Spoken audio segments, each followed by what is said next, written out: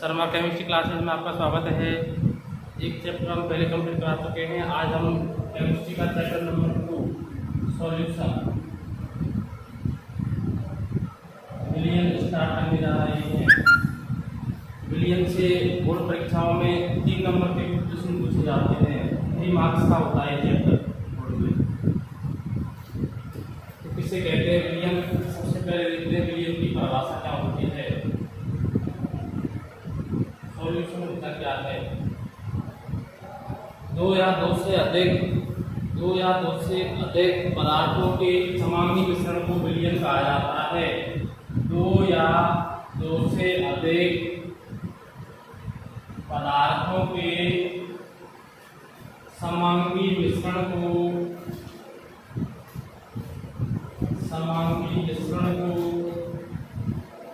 विलियन कहा जाता है। 2 या 2 से अधिक पदार्थों के समांगी मिश्रण को विलियन कहा जाता है। यानी कि विलियन जो होता है वो 2 या 2 से ज्यादा पदार्थों का समांगी मिश्रण होता है। आपने 11th में 2 प्रकार के मिश्रण पढ़े हैं। पहला समांगी मिश्रण और दूसरा विषमांगी मिश्रण। तो विलियन जो होता है बेसिकली वह समांगी मिश्रण होता है, होमोजेनियस मिक्सचर। विलियन जो होता है उसमें यदि किसी विलियन में 2 घटक उपस्थित हैं तो ऐसे विलियन को 2 घटकों वाले विलियन को द्विअंगी विलियन कहा जाता है। 2 घटकों वाले विलियन को द्विअंगी विलियन कहा जाता है। और यदि किसी विलियन में 3 घटक उपस्थित हैं, तो उसे त्रिअंगी विलियन कहा जाता है। तो 3 घटकों वाले विलियन को कहा जाता है त्रिअंगी विलियन। तो यहाँ हमने सबसे पहले विलियन की परिभाषा देखी। क्या होता है विलियन? 2 या 2 से अधिक पदार्थों के समांगी मिश्रण को विलियन कहा जाता है। यदि किसी विलियन में 2 घटक उपस्थित हैं तो ऐसे विलियन को द्विअंगी विलियन कहा जाता है। और यदि मान लीजिए किसी विलियन में 3 घटक उपस्थित हैं तो उस विलियन को त्रिअंगी विलियन कहा जाता है। विलियन जो होता है उसमें उपस्थित 2 घटक होते हैं उनको क्रम से विलेय और विलायक कहा जाता है। क्या कहा जाता है उनको? विलेय और विलायक। ठीक है, तो अंत में हम यहाँ पे द्विअंगी विलियन के बारे में पढ़ने जा रहे हैं। तो द्विअंगी विलियन में 2 घटक कौन से होते हैं? पहला तो होता है विलेय और दूसरा होता है विलायक। इसको अंग्रेजी में सॉल्यूट और इसको कहा जाता है सॉल्वेंट। या ऐसे बोल सकते हैं कि विलियन जो होता है वह 2 घटक विलेय और विलायक से मिलकर बना हुआ होता है। विलियन जो होता है वह एकल प्रावस्था तंत्र होता है। विलियन एकल प्रावस्था तंत्र होता है। यानी कि जब हम 2 घटकों को मिला देते हैं तो उन दोनों घटकों को मिलाने के बाद क्या होता है, उनकी जो प्रावस्था होती है वो एक हो जाती है। तो हमने यहाँ पे विलियन की परिभाषा देखी। विलियन के 2 घटक विलेय और विलायक देखे। विलियन जो होता है वो एकल प्रावस्था तंत्र होता है। विलियन में अब हम इन घटकों के बारे में पढ़ेंगे कि विलेय क्या होता है और विलायक क्या होता है। वैसे आप सबने पढ़ा हुआ है कि विलेय क्या होता है, विलायक क्या होता है। थोड़ा सा यहाँ पे भी जान लीजिए। विलेय और दूसरा घटक है विलायक। तो यहाँ पे हम इसको 2 प्रकार से परिभाषित कर सकते हैं। फर्स्ट परिभाषा है विलेय की, वह घटक जिसकी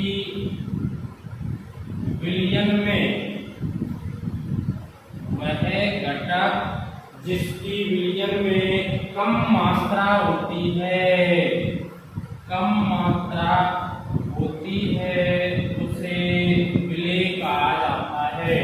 वह घटक जिसकी विलियन में कम मात्रा होती है उसे विलेय कहा जाता है। उसे क्या कहा जाता है? विलेय कहा या फिर इसको इस प्रकार से परिभाषित कर सकते हैं कि वह घटक जिसको बोला जाता है, वह घटक जिसको बोला जाता है उसे विलय कहा जाता है। तो इसको हम दो प्रकार से परिभाषित कर सकते हैं। वह घटक जिसकी विलयन में कम मात्रा होती है उससे विलय कहा जाता है, अथवा इसको इस तरह से भी बोल सकते हैं कि वह घटक जिसको बोला जाता है उसको विलयन कहा जाता है। सेकंड है विलायक। विलायक के बारे में जान लेते हैं कि विलायक क्या होता है। तो वह घटक जिसकी विलयन में अधिक मात्रा होती है उस घटक को विलायक कहा जाता है। तो वह घटक जिसकी विलयन में अधिक मात्रा होती है उसे विलायक कहा जाता है। अथवा इसको इस प्रकार से बोल सकते हैं, जैसे विलय को परिभाषित किया था ऐसे ही विलायक को भी परिभाषित किया जा सकता है। कैसे करेंगे देखिए जरा इधर। वह घटक जिसमें बोला जाता है,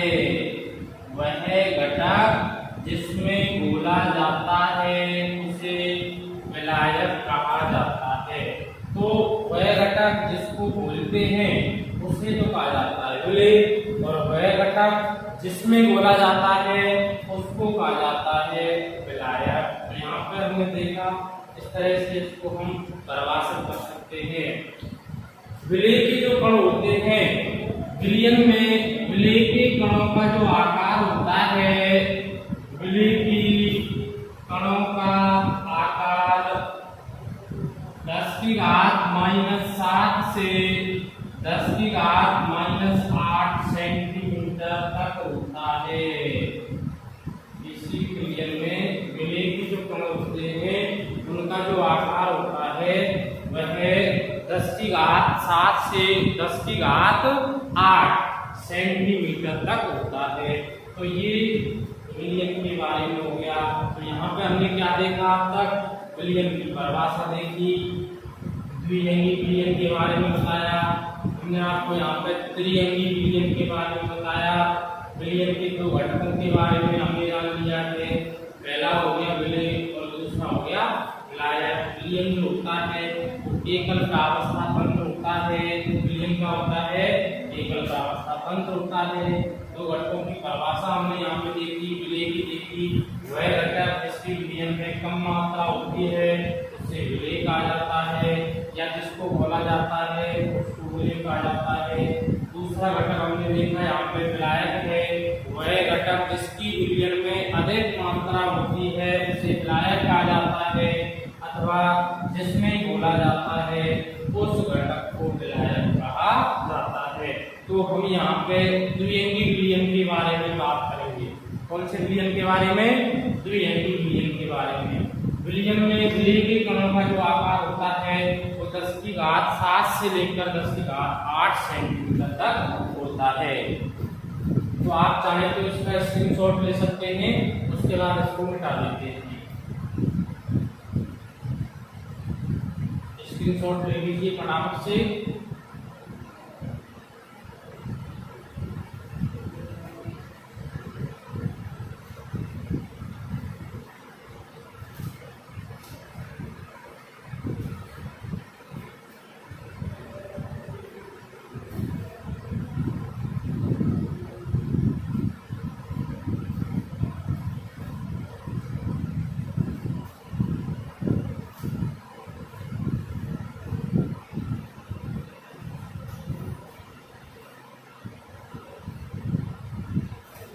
इसके बाद में हम पढ़ने जा रहे हैं विलयन के प्रकार, कि विलयन कितने प्रकार का होता है। ठीक है, इसके आधार पर विलयन को बांटा गया है।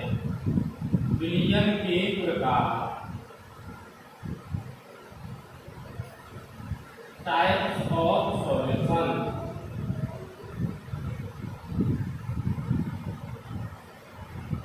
विलयन कितने प्रकार का होता है, कितने आधारों पर विलयन को बांटा गया है। तो यहाँ पर हम मुख्य रूप से विलयन को दो प्रकार से वर्गीकृत करेंगे। कितने प्रकार से वर्गीकृत कर रहे हैं? दो प्रकार से। पहला तो है इसके आधार पर विलय की मात्रा के आधार पर, विलय की मात्रा के आधार पर,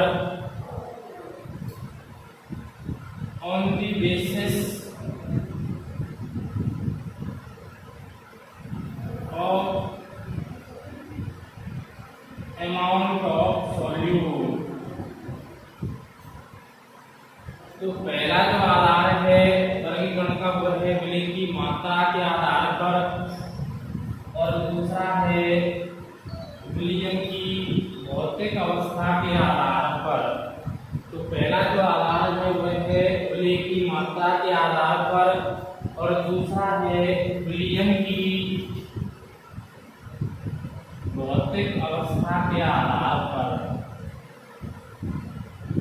भौतिक अवस्था के आधार पर, on the basis of state of solution. तो यहाँ पे हमने दो प्रकार से इसको वर्गीकृत किया है। पहला तो है विलय की मात्रा के आधार पर, और दूसरा है विलयन की भौतिक अवस्था के आधार पर।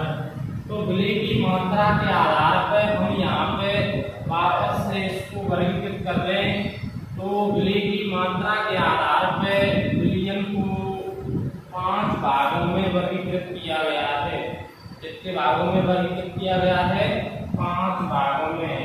पहला है तन विलयन, दूसरा होता है सांद्र विलयन, तीसरा होता है संतृप्त विलयन, चौथा है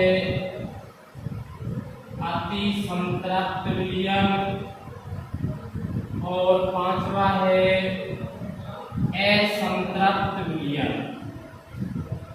तो यहाँ पर विलय की मात्रा के आधार पर विलयन को वापस से 5 भागों में डिवाइड किया गया है। पहला है तन विलयन, दूसरा है सांद्र विलयन, तीसरा है संतृप्त विलयन, चौथा है अति संतृप्त विलयन, और पांचवा कौन सा है? असंतृप्त विलयन। इसको डाइल्यूट सॉल्यूशन भी कहते हैं। डाइल्यूट, इसको कंसंट्रेटेड, इसको सैचुरेटेड, सुपर सैचुरेटेड, और ये हो गया अनसैचुरेटेड। एक एक की परिभाषा देखेंगे। तो विलय की मात्रा के आधार पर कितने प्रकार से वर्गीकृत किया गया है? 5 प्रकार से। पहला है तन विलयन, दूसरा है सांद्र विलयन, तीसरा होता है संतृप्त, चौथा होता है अति संतृप्त, और पांचवा है असंतृप्त विलयन। तो सबसे पहले देखेंगे तन विलयन। जैसा कि नाम से पता चल रहा है, तो वह है विलयन, वह है विलयन जिसमें विलायक को बहुत अधिक मात्रा में, यानी विलायक की मात्रा कैसी हो? बहुत अधिक, और विलय की मात्रा कैसी हो? बहुत कम। विलय की मात्रा बहुत कम हो, ऐसे विलयन को तन विलयन कहा जाता है। तो तन विलयन क्या हो गया? वह विलयन जिसमें विलायक की मात्रा तो बहुत ज्यादा हो, विलायक की मात्रा कैसी हो? बहुत ज्यादा, और विलय की मात्रा कैसी होती है? बहुत कम होती है। इस प्रकार के विलयन को तन विलयन कहा जाता है। दूसरा होता है सांद्र विलयन।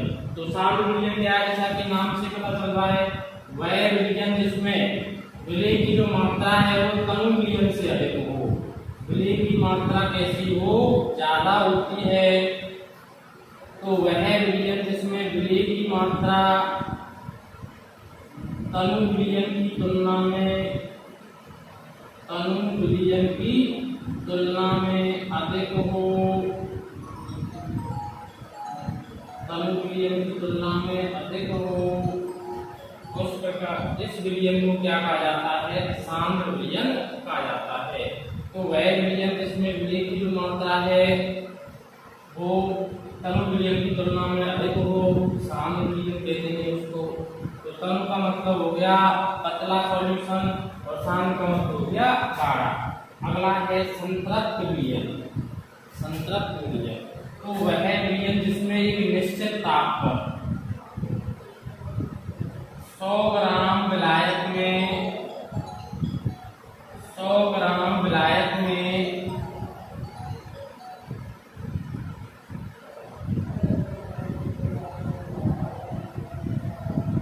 100 ग्राम विलायक में एक निश्चित ताप पर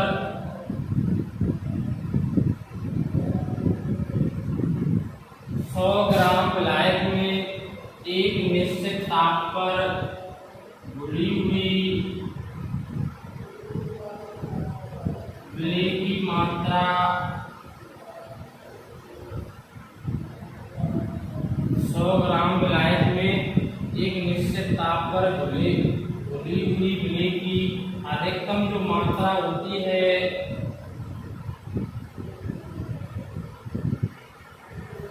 अधिकतम मात्रा इस विलय की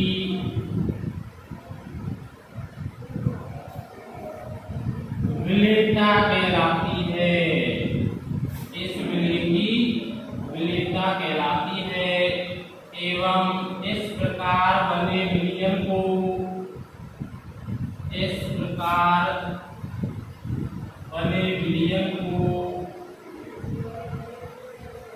संतृप्त विलयन कहते हैं।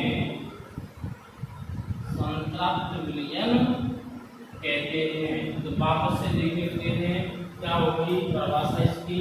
संतृप्त विलयन क्या हो गया, 100 ग्राम विलायक में एक निश्चित ताप पर घुली हुई विलय की अधिकतम मात्रा इस विलय की विलेयता कहलाएगी। क्या कहलाएगी, इस विलय की विलेयता। एवं इस प्रकार बने हुए विलयन को संतृप्त विलयन कहते हैं।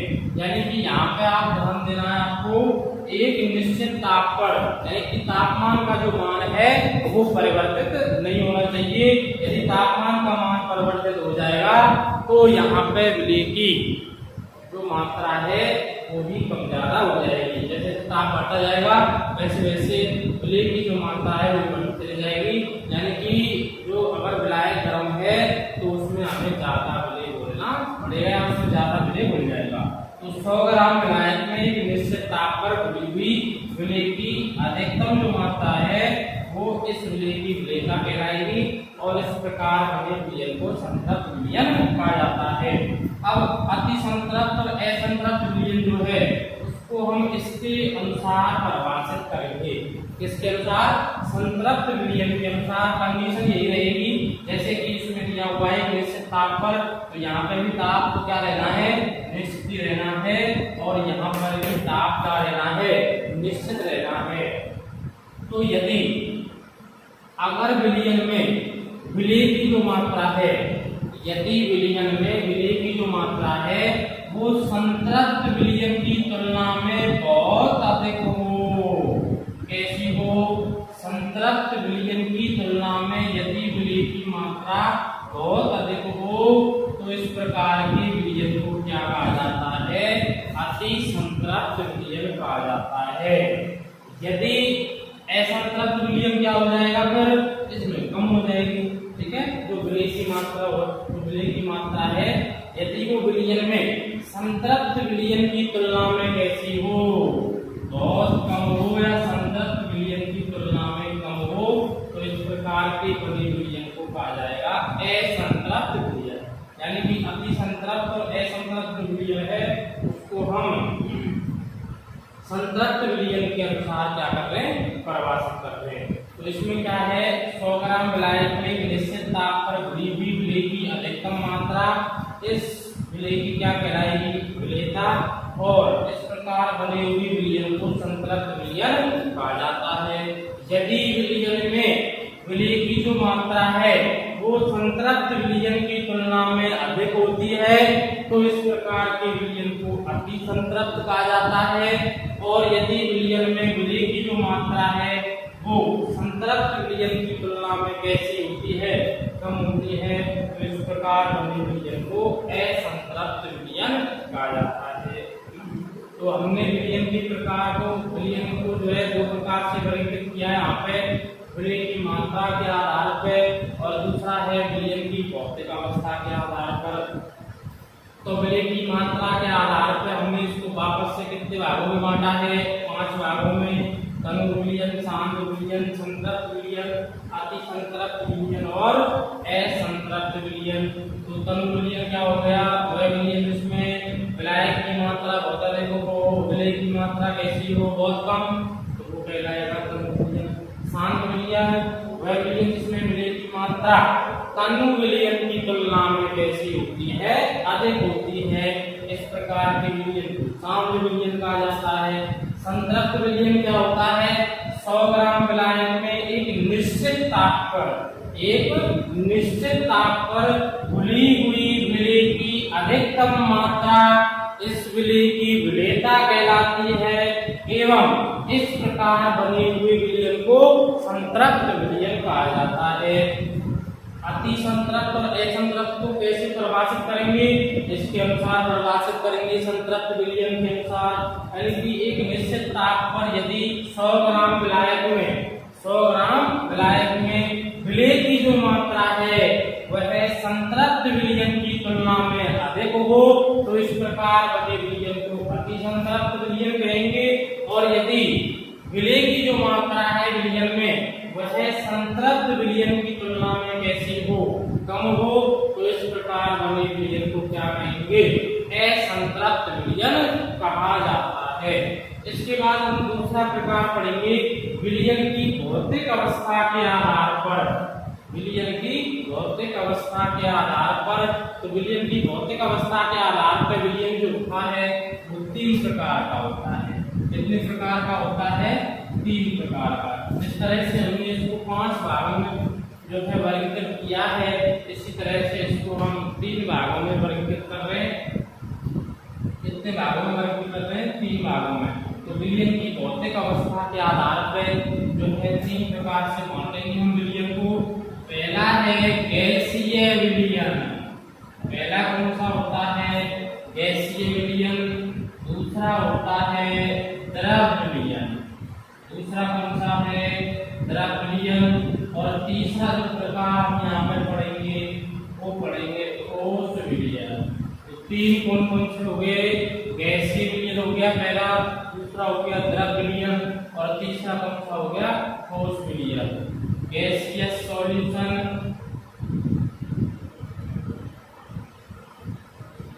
लिक्विड सॉल्यूशन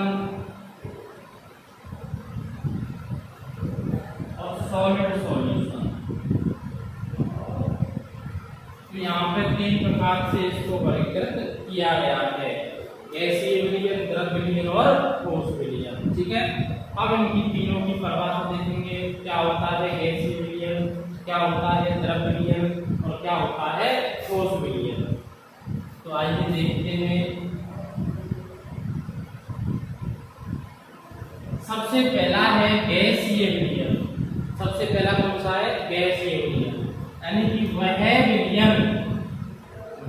विलयन जिसमें विलायक को गैस अवस्था में, वह विलयन जिसमें विलायक को गैस अवस्था में एवं विलय ठोस द्रव गैस में से कोई एक हो, इस प्रकार के विलयन को गैसीय विलयन कहा जाता है। तो गैसीय विलयन क्या हो गया, वह विलयन जिसमें विलायक तो हो गैस अवस्था में एवं विलय ठोस द्रव गैस में से कोई एक हो, प्रकार के विलयन को गैसीय विलयन कहा जाता है। इस प्रकार के विलयन को गैसीय विलयन कहा जाता है। दूसरा है द्रव विलयन। तो जिस तरह से गैसीय विलयन में विलायक गैस अवस्था में था, ठीक उसी तरह से द्रव विलयन में विलायक जो होता है वह द्रव अवस्था में होता है। कौन सी अवस्था में होगा? द्रव अवस्था में। तो कैसे परिभाषित करेंगे इसको? वह विलयन जिसमें विलायक द्रव अवस्था में हो एवं विलेय ठोस द्रव गैस में से कोई एक हो, तो इस प्रकार के विलयन को क्या कहा जाता है? द्रव विलयन कहा जाता है। तीसरा है ठोस विलयन। तो जिस तरह से यहाँ पे विलायक गैस था, द्रव विलयन में विलायक द्रव था, इसी तरह से ठोस विलयन में जो विलायक है वह ऐसी अवस्था में होगा। ठोस अवस्था में कैसे बोलेंगे इसको? वह विलयन जिसमें विलायक ठोस अवस्था में हो और विलेय ठोस द्रव गैस में से कोई एक हो, तो इस प्रकार बने विलयन को ठोस विलयन कहा जाता है। गैसीय विलयन क्या हो गया? वह विलयन जिसमें विलायक कौन सी अवस्था में होगा? गैस अवस्था में। विलेय ठोस द्रव गैस में से कोई एक हो, तो इस प्रकार बने हुए विलयन को गैसीय विलयन कहा जाता है। द्रव विलयन क्या हो गया? यानी ऐसा विलयन जिसमें विलायक द्रव अवस्था में हो और विलेय ठोस द्रव और गैस में से कोई एक हो, तो इस प्रकार के विलयन को द्रव विलयन कहेंगे। और ठोस विलयन क्या हो गया? तो विलयन जिसमें विलायक ठोस अवस्था में हो एवं विलेय ठोस द्रव गैस में से कोई एक हो, इस प्रकार के विलयन को ठोस विलयन कहा जाता है। तो यहाँ पे हमने विलय की मात्रा के आधार पर, विलयन की भौतिक अवस्था के आधार पर जो है इसको वर्गीकृत किया गया है विलयन को। तो आप इसका एक बार स्क्रीनशॉट ले लीजिए।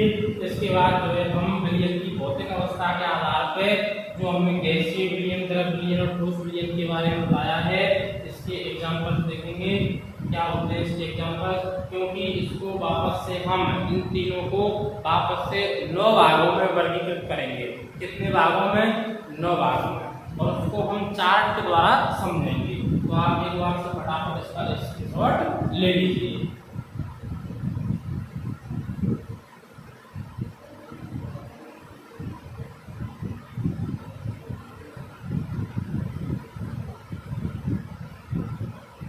बिठा दें इसको फिर। चलिए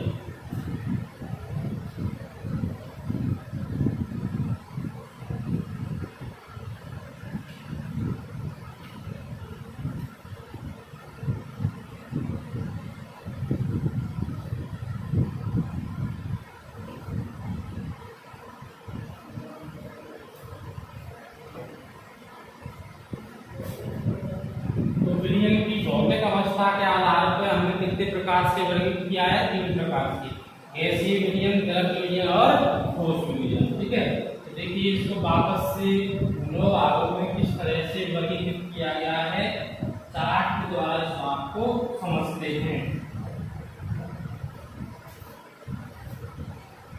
ध्यान दें, विलयन का प्रकार,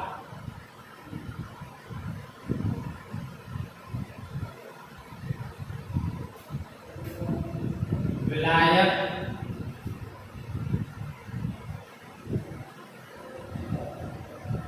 विलेय और उदाहरण।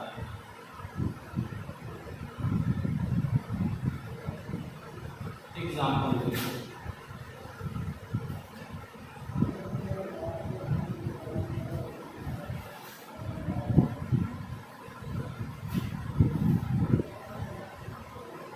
विलयन का प्रकार, 3 प्रकार का बताया था आपको अभी विलयन। पहला गैसीय विलयन,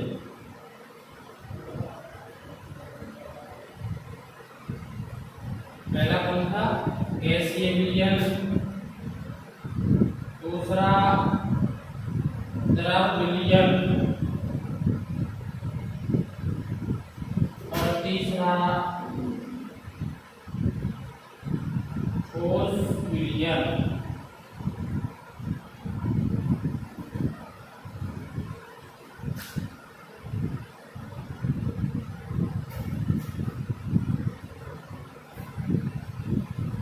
पहला हो गया गैसीय विलयन, दूसरा हो गया द्रव विलयन और तीसरा हो गया ठोस विलयन। तो गैसीय विलयन में क्या बताया आपको अभी? ऐसा विलयन जिसमें विलायक कौन सी अवस्था में होगा?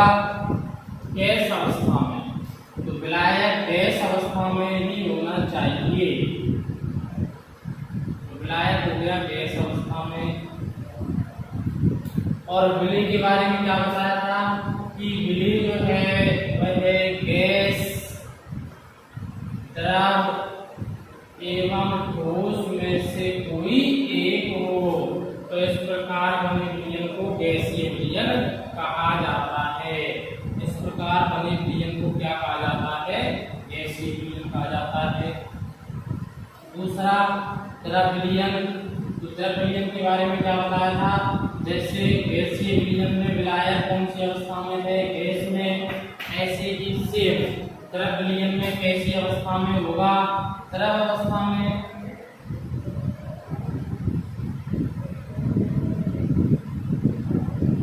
तो द्रव विलयन में विलायक द्रव अवस्था में होगा और विलय गैस द्रव ठोस में से कोई एक हो। तो इस प्रकार बने विलयन को क्या कहेंगे? द्रव विलयन। और ठोस विलयन में भी सेम इस तरह से हो जाएगा, जैसे यहाँ द्रव है यहाँ गैस है, जैसे ठोस विलयन में क्या होना चाहिए? बोलिए, ठोस होगा, वही हो गया ठोस। और विलायक हो गया ठोस अवस्था में और विलय कौन सी अवस्था में होगा? गैस भी हो सकता है, द्रव भी हो सकता है और ठोस भी हो सकता है। ठीक है, तो इस तरह से ये कितने भागों में बांट दिया? 9 भागों में बांट दिया। 3 विलय हो गए, 3 हो गए 6 और 3 हो गए 9 टोटल। देखो आप से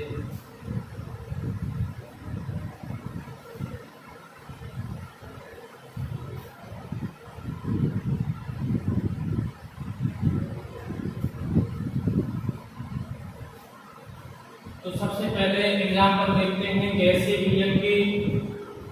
तो गैसीय विलयन में विलायक गैस अवस्था में और विलय भी कैसी अवस्था में हो? गैस अवस्था में।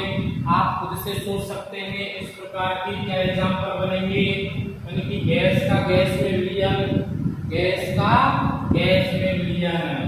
तो क्या लिख सकते हैं यहाँ पे? 2 गैसों का मिश्रण, यानी कि 2 मिश्रणीय गैसों का मिश्रण। जैसे N2 प्लस O2 का मिश्रण, वायु भी आप लिख सकते हैं। तो 2 एग्जाम्पल हो गए इसके। 2 गैसों का मिश्रण हो गया, यानी कि किसी भी 2 मिश्रणीय गैसों को मिला दें तो किस तरह का विलयन बन जाएगा? गैसीय विलयन बन जाएगा। दूसरा वायु में भी क्या होता है? गैसों का मिश्रण ही होता है। ठीक है, तो इसे भी इसके अंतर्गत रखेंगे।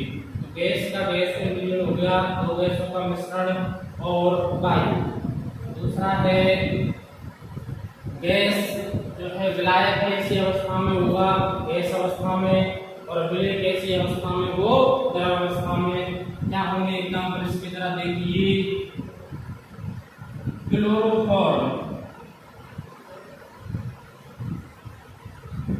CHCl3, क्लोरोफॉर्म की वाष्प प्लस N2 का मिश्रण, द्रवों का वाष्पीकरण, ये इसकी एग्जाम्पल हो गए। कौन कौन से हो गए? पहला हो गया क्लोरोफॉर्म, यानी CaCl2 क्लोरोफॉर्म कहा जाता है। क्लोरोफॉर्म की वाष्प प्लस N2 का मिश्रण और द्रवों का वाष्पीकरण, यह आएगा गैसीय विलयन के अंतर्गत, जिसमें विलायक तो होगा गैस अवस्था में और विलय कौन सी अवस्था में होगा? द्रव अवस्था में। तीसरा है कि यदि विलायक तो वो गैस अवस्था में और विलय कौन सी अवस्था में? वो ठोस अवस्था में। तो इस प्रकार के एग्जाम्पल हम देखेंगे। तो ठोस गैसों का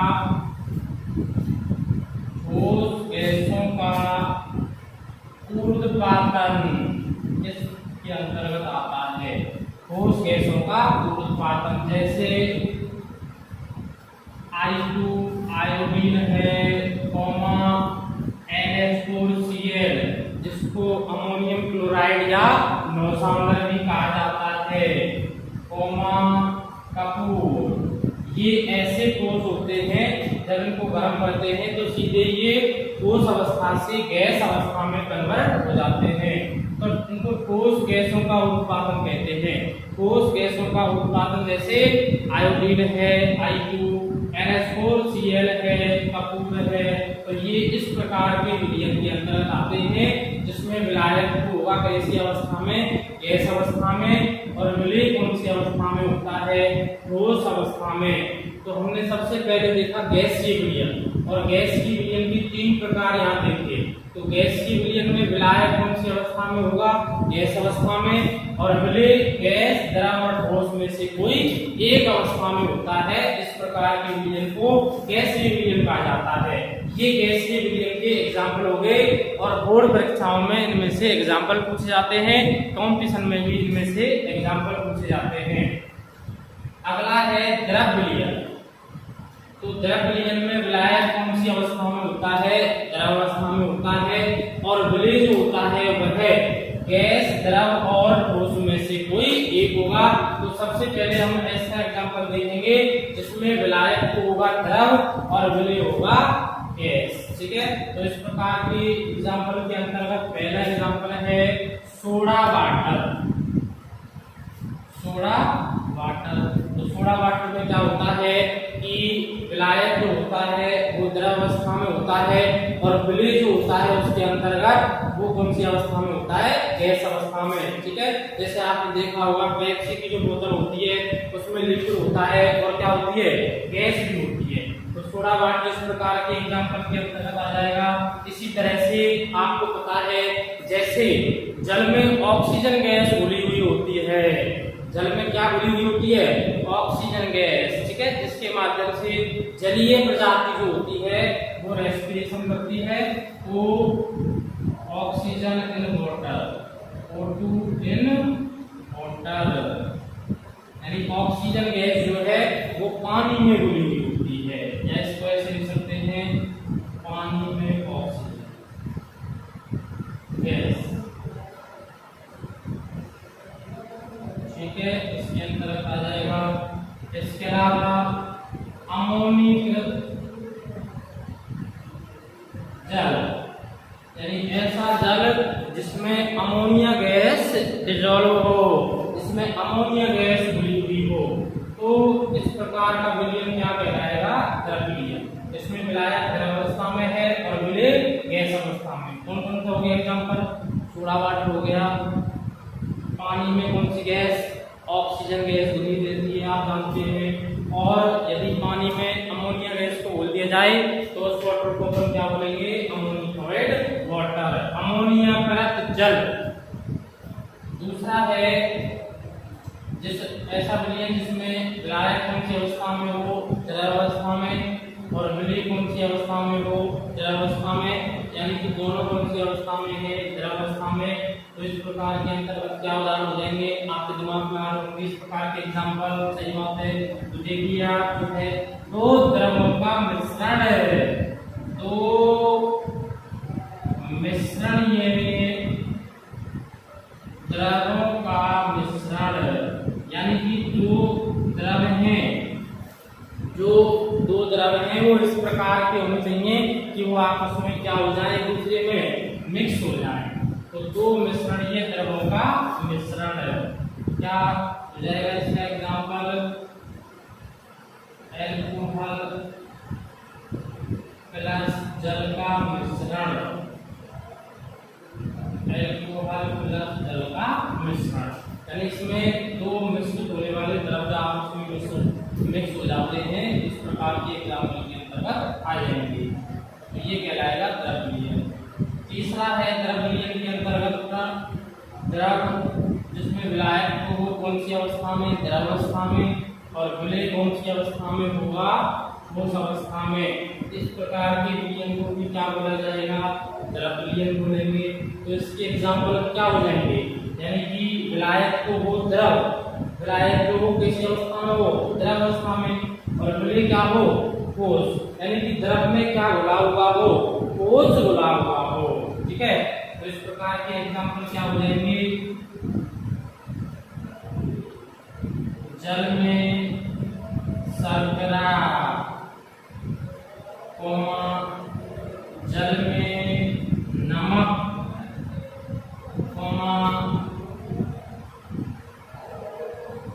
एल्कोहल प्लस सल्फर का मिश्रण,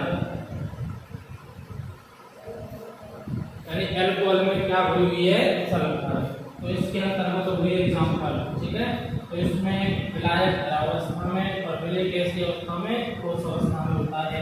जैसे जल में शर्करा, जल में हम शर्करा को डिसॉल्व करें तो जल में शर्करा क्या हो जाती है?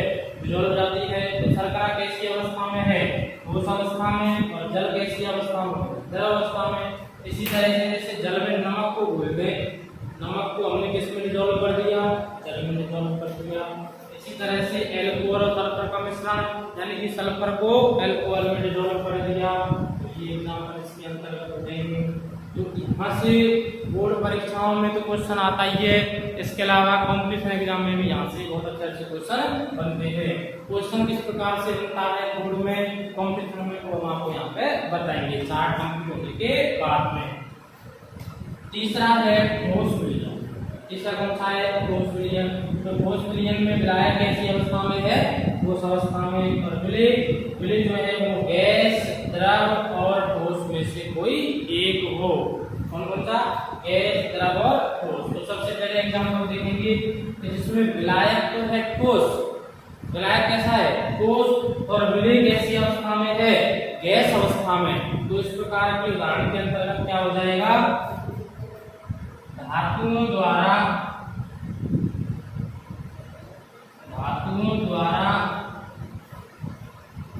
गैसों का अधिशोषण, धातुओं द्वारा गैसों का अधिशोषण, यानी धातुएं अपनी सतह पर गैसों को क्या कर लेती हैं? अधिशोषित कर लेती हैं। ठीक है, जैसे पैलेडियम धातु द्वारा, कौन सी धातु द्वारा? पैलेडियम धातु द्वारा H2 गैस का अधिशोषण, H2 गैस का अधिशोषण। तो धातु कैसी अवस्था में है? ठोस अवस्था में। धातु कैसी अवस्था में है? ठोस अवस्था में, और अधिशोषित होने वाली क्या है? गैस। ठीक है, तो इस प्रकार का विलयन क्या कहलाएगा? ठोस विलयन। इस प्रकार के विलयन को क्या कहेंगे? ठोस विलयन। यानी कि जो पैलेडियम धातु होती है वह H2S को अपनी सतह पर अधिशोषित कर लेती है। दूसरा है ठोस में हम क्या मिलाएं? द्रव। ठोस में क्या मिलाया जा रहा है? द्रव, यानी कि विलायक कैसी अवस्था में होना चाहिए? ठोस अवस्था में होना चाहिए, और विलय जो है वह कैसी अवस्था में होना चाहिए? द्रव अवस्था में होना चाहिए। इस प्रकार के उदाहरण के अंतर्गत आ जाते हैं अमलगम। क्या आते हैं? अमलगम। जैसे कि Hg+Na, Hg+Na का अमलगम। तो Hg धातु को, Hg धातु और सोडियम दोनों ही धातु में, लेकिन Hg मरकरी जो होती है वो द्रव अवस्था में होती है, और सोडियम कैसी अवस्था में होती है? ठोस अवस्था में। तो इस प्रकार का उदाहरण क्या कहलाएगा? जो है ठोस विलयन। क्या कहलाएगा? ठोस विलयन। तो Hg प्लस Na का अमलगम। तो Hg जिस धातु के साथ मिल जाती है उसको क्या बोला जाता है, अमलगम बोला जाता है। इसी प्रकार से Cu plus Hg, Au plus Hg, इसको कॉपर अमलगम बोलेंगे, इसको गोल्ड अमलगम बोलेंगे। तो कॉपर प्लस Hg, तो यहाँ पे एक धातु जो है ठोस अवस्था में और एक धातु कौन अवस्था में है, द्रव अवस्था में। इन दोनों का जो विलयन है वो क्या कहलाएगा, ठोस विलयन। तीसरा है ठोस का ठोस में विलयन। तीसरा कौन सा है, ठोस का ठोस में विलयन, यानी कि विलय जो है वह भी ठोस अवस्था में है और विलायक जो है वह भी ठोस अवस्था में होना चाहिए। तो इसके अंतर्गत उदाहरण आते हैं मिश्र धातुओं के। इसके अंतर्गत उदाहरण किसके आते हैं, मिश्र धातुओं के, जैसे पीतल है, ब्रास। तो पीतल जो होती है वह कॉपर प्लस जिंक का मिश्रण होती है, कॉपर प्लस जिंक का। इसमें Zn जो होता है ये होता है कम मात्रा में और कॉपर जो होता है वो होता है अधिक मात्रा में। जैसे इस तरह से क्वेश्चन पूछ लिया कि भाई बताइए पीतल में ब्रास के अंतर्गत जो है विलय क्या है और विलायक क्या है। तो आपको पता है विलायक जो अधिक मात्रा में होता है और विलय जो कम मात्रा में होता है। तो इसमें अधिक मात्रा में कौन है, कॉपर है। तो कॉपर यहाँ पे क्या होगा, कॉपर यहाँ पे होगा विलायक और Zn क्या होगा यहाँ पे विलय। और दोनों ही धातु हैं और दोनों ही कैसी अवस्था में, ठोस अवस्था में। तो इन दोनों का जो मिश्रण होगा उसको ठोस विलयन बोला जाएगा। तो यहाँ पे हमने 9 प्रकार के विलयन पढ़ लिए। कितने प्रकार के, जो 3 थे, इन 3 को वापस 3 भागों में, यानी कि टोटल कितने भागों में बांट दिया है, 9 भागों में। तो पहला गैसीय विलयन, दूसरा द्रव विलयन, तीसरा ठोस विलयन। तो इस प्रकार का विलयन का नाम है उसमें विलायक उसी अवस्था में होगा।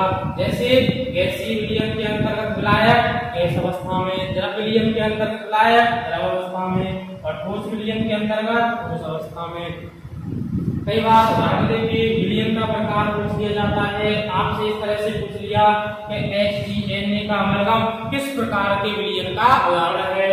तो बताइए Hg और Na का अमलगम जो है वो किस प्रकार के विलयन के अंतर्गत आएगा, ठोस विलयन के अंतर्गत आएगा। ठीक है, तो इस तरह से क्वेश्चन बन जाते हैं। उदाहरणों से कई बार विलयन का प्रकार पूछ दिया जाता है और विलयन का प्रकार देखिए उदाहरण पूछ दिया जाता है। ठीक है, जैसे आपसे पूछ लिया कि इस प्रकार के विलयन का उदाहरण बताइए जिसमें विलायक तो हो द्रव अवस्था में और विलय गैस अवस्था में। तो आपको दिखाई दे रहा है विलायक कौन सी अवस्था में, द्रव में होना चाहिए और विलय कौन सी अवस्था में, गैस में होना चाहिए। तो इस प्रकार के एग्जांपल क्या हो गए, सोडा वाटर हो गया, O2 इन वाटर यानी कि जल में ऑक्सीजन मिली हुई हो और अमोनियकृत जल यानी ऐसा जल जिसमें क्या भरी हुई है, अमोनिया गैस भरी हुई है। तो यहाँ चार्ट से इस तरह से क्वेश्चन बन जाते हैं। तो विलयन का प्रकार दे करके आपसे उदाहरण पूछ लेता है, या फिर उदाहरण दे करके विलयन के प्रकार पूछ लेगा, या फिर उदाहरण दे करके आपसे पूछ लेगा कि बताइए इसमें विलय कौन सी अवस्था में है और विलायक कौन सी अवस्था में है। तो इस तरह से क्वेश्चन बन जाते हैं बोर्ड परीक्षा में और कॉम्पिटिशन एग्जाम दोनों में यहाँ से क्वेश्चन पूछे जाते हैं। तो आज हमने यहाँ पे विलयन की जो है प्रकार देखी, विलयन की प्रकार जो है हमने यहाँ पे आपको कंप्लीट करा दिए। इसके बाद में हम यहाँ से आगे का कल कराएंगे आपको, कल की वीडियो में, नेक्स्ट वीडियो।